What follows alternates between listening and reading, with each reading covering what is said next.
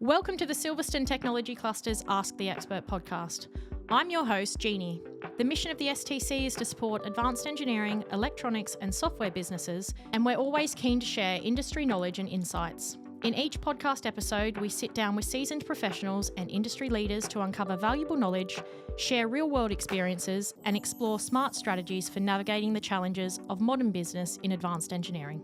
This episode is brought to you by TC Group, a leading firm of accountants and business advisors with offices in Northampton and Milton Keynes.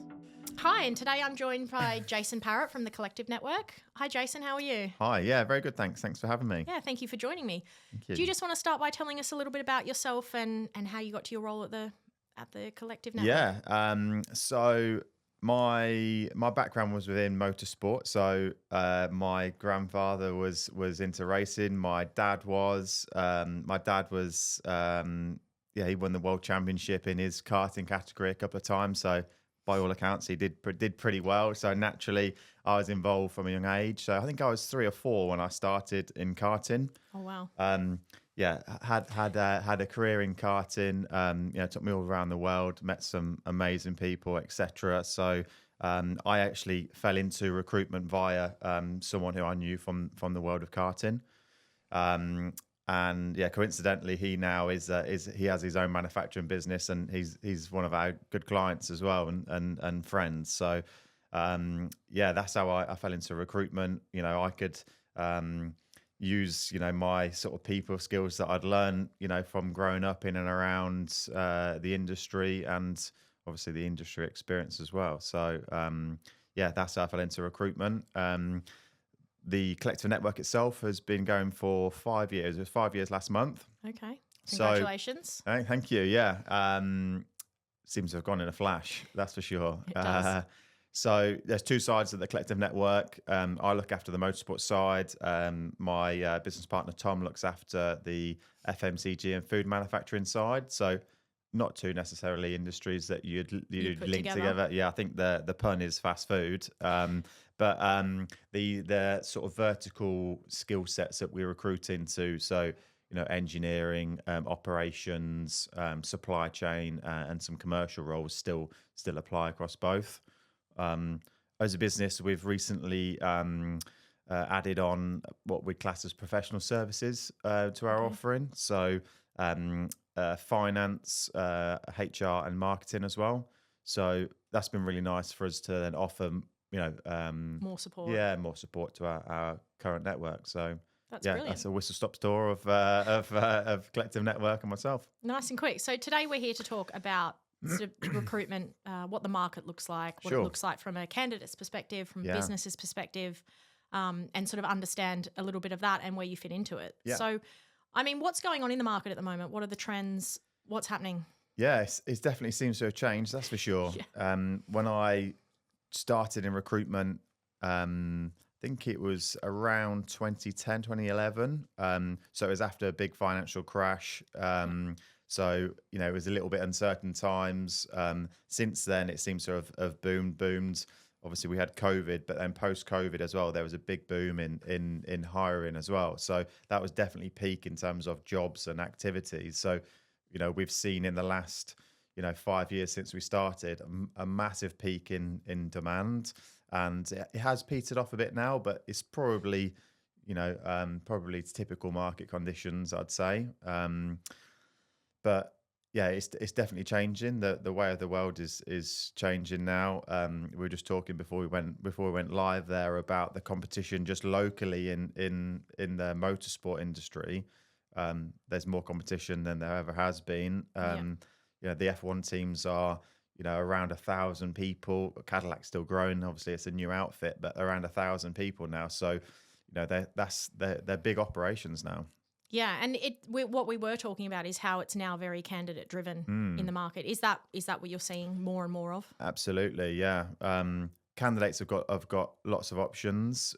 If we just take an engineer of some form, then they'll have multiple options. If someone is actively on the market looking for another position, then they'll have multiple options at one time. So from a client's point of view, part of our role and us being consultative is is to try and then help the clients, and advise them in areas where they can improve, and how how we can help them attract people as well. Yeah. So, I mean, you talk about motorsport and Formula One being your sort of main areas Sure. and main sectors. Yeah. And I know that within the auto sector, there has been a decline a little bit. And that, I think, a lot of that's got to do with the growth in defence. Yeah. Have you experienced that? And do you recruit into defence? Is that part of what you do? So from like the automotive world, we've definitely seen a decline in that. There was a number of like EV startup companies, consultancy companies as well, which we've seen close in recent years, recent months almost as well. So that's definitely affected the market. There was a boom of EV technology demands, startups, whatever. If there were people making batteries, motors, or complete cars, so we definitely saw a huge increase in that, which seems to have tailed off a bit now. Yeah, for sure. So I think that was part of it.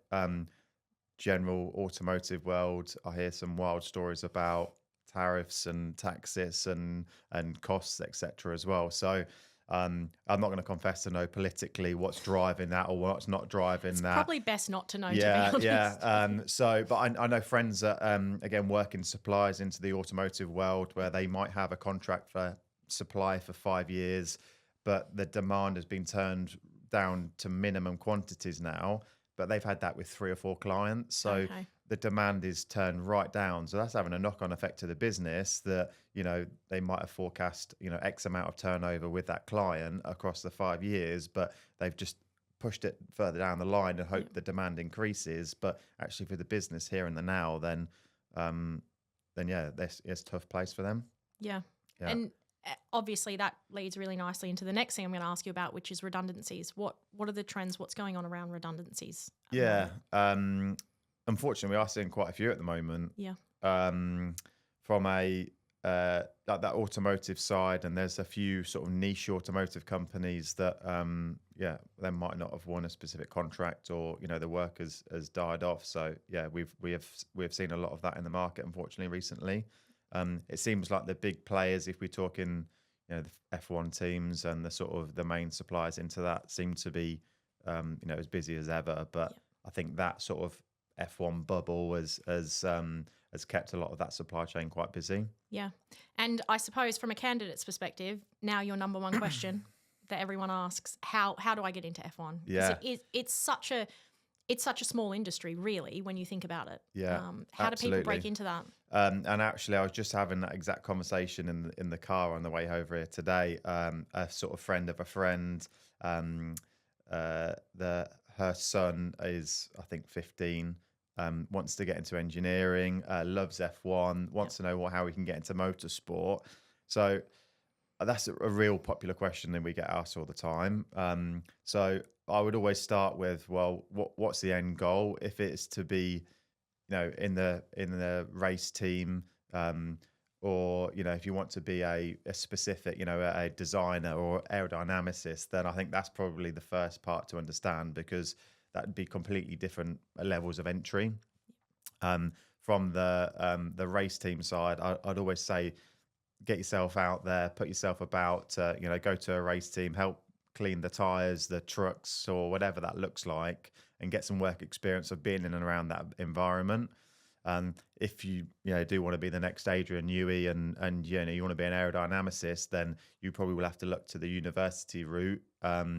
And there's some really good courses in the UK for that. The Russell Group of universities always seems to come up for specific aerodynamicists, for example. So depends on what the individual wants to achieve. I suppose that's entry level, post leaving school, A levels, or whatever that might look like. I think if it's it'd be a different conversation if it's let's say an engineer, in a manufacturing environment, for example. They really want to work in an F1 team, or they might have some transferable skills. So if there is a transferable skill, so let's just say it's a machinist, so in a manufacturing business at the moment, a subcontract business, then that level to F1, or the entry to F1 would be quite simple for them, on face value. providing they've got the right skills, then that's that's an easy crossover. If they're a grad and their target is still F1, there's a whole supply chain in the UK that obviously supply into an OEM that might be making a GT car or a Le Mans style wet car, or obviously the F1 team. So there's a whole supply chain of hundreds of thousands of companies in the UK that actually supply components or whatever that might be into those industries as well. So that's a real good place to start, and you probably get exposed to a lot of different factors in those roles as well. So that's a real good foundation, and obviously you get some relevant experience to then go into F1. So it's never a simple response of do this and you're in. Exactly, because you might want to be on the race team, for example, and a mechanic in the race team. That would be very different entry to then going and being an aerodynamicist, for example. Yeah. So I think because the UK is a hub for motorsport. Sure. I think there's a lot of roles which allow you to be F1 adjacent without actually being in F1. Because I think what a lot of people don't understand about that career path is the pressure that comes with it as well. Sure. When you're working in that environment, it's very fast paced, it moves very quickly, things change very quickly, which in turn puts a lot of pressure on people. And Absolutely. I think, what a lot of young people, for example, as well, don't understand is you can be in a role that's F1 adjacent that exposes you to that world, but it's not exactly the same. And like you said, the movement across is probably easier. Yeah, absolutely. And there are definitely pressures in F1. I would say in other industries as well, defence, aerospace, etc. Then we do speak with engineers, and people in operations team, like purchasing, whatever that might be. They still have. Every job still sort of has its stresses.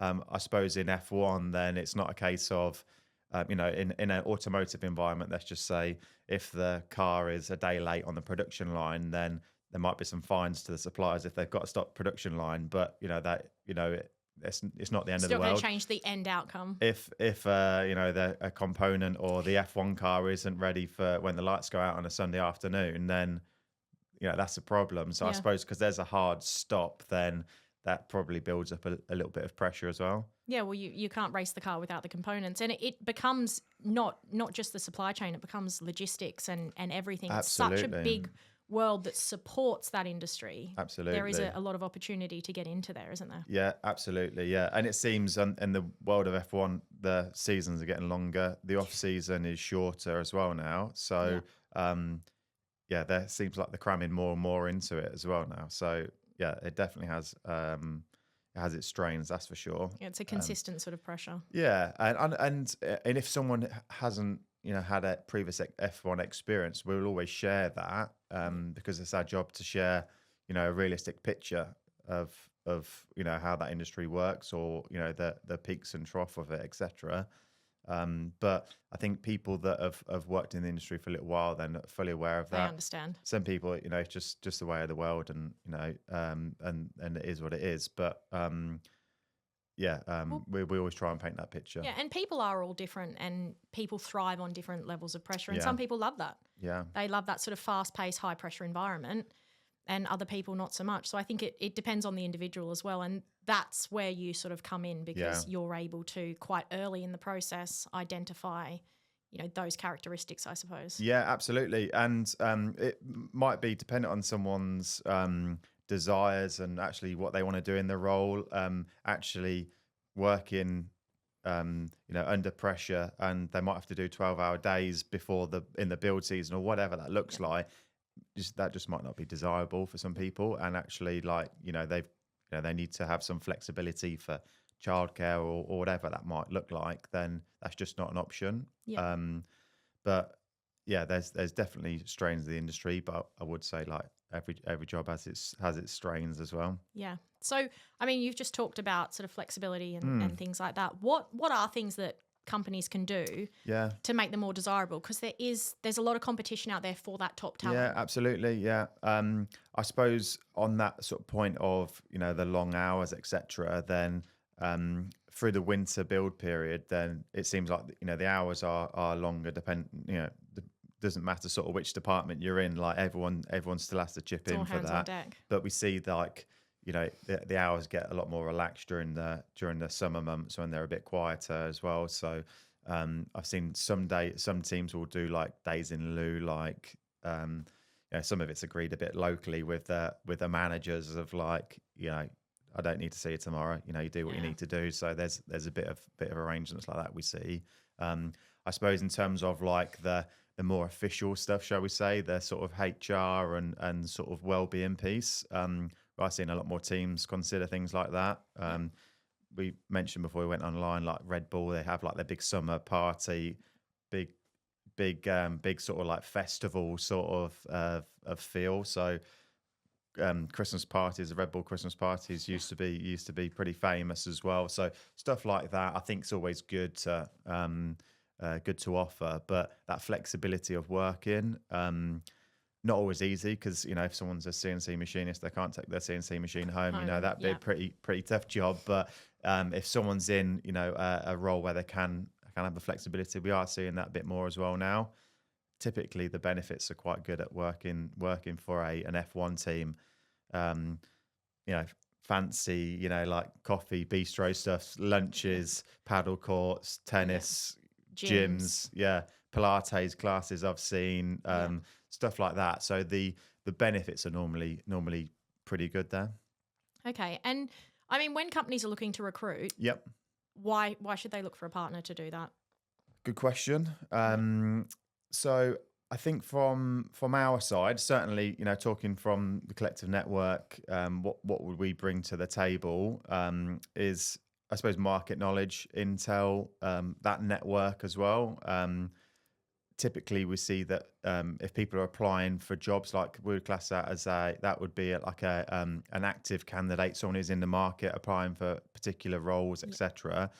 I suppose from our side, it would be a little bit more like targeted or headhunting someone we know that has that niche skill set or worked with a particular software, machine, process in a different different industry maybe, or in a different F1 team. So we would then specifically target those individuals. So you know, more of a passive candidate, so someone who's not necessarily looking for another role, and then we might be able to, you know, persuade them. You know, say, you know, is this worth a conversation? It's this So it's really chasing that top talent for your clients. Yeah, absolutely. Yeah. I'd say that's where we would add that value. And I mean, with sort of AI coming along as quickly as it is and everything, how is the industry changing? What's changing with recruitment? I'd say internally, in terms of us as a recruitment consultancy, there's a lot of tools at our disposal now that you know, that can help and make us more efficient. I still think that human touch is the biggest part of what we do. So I think that AI will help clients and you know, us as an agency be more efficient with more of the transactional stuff. Okay. So we have some stuff plugged in for a accountancy, for example, you know, that will help us automate some processes there. But actually for the client, then I think they'll have more AI and automations for more transactional style, you know, of like higher volume style recruitment. I think that will probably, we'll see a boost in that. Okay. So the shift is coming. Absolutely. Yeah. We are seeing more tech involved in that. So absolutely. Okay, brilliant.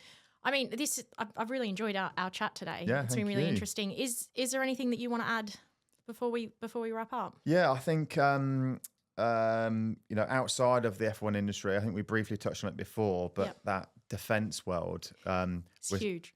Yeah, you know, and with what's going on in the world at the moment, pretty scary place, right? So yeah, we are seeing a lot of sort of defence startups and the big defence companies as well in the UK, you know, really increasing and being very busy. So some of like our F1 network of you know, jumped ship and changed industry as well. And they're just transferable skills in there, obviously. Yeah, you know, and I keep using the term engineering. It's a pretty broad term, but whether it's a specific manufacturing engineering, it's quality engineering, you know, etc., then they're super transferable. And my perception is that defence guys really like, you know, people from the F1 industry, because of the pace that they've typically worked because of at. what they're used to. Yeah, of course. Exactly. It makes sense.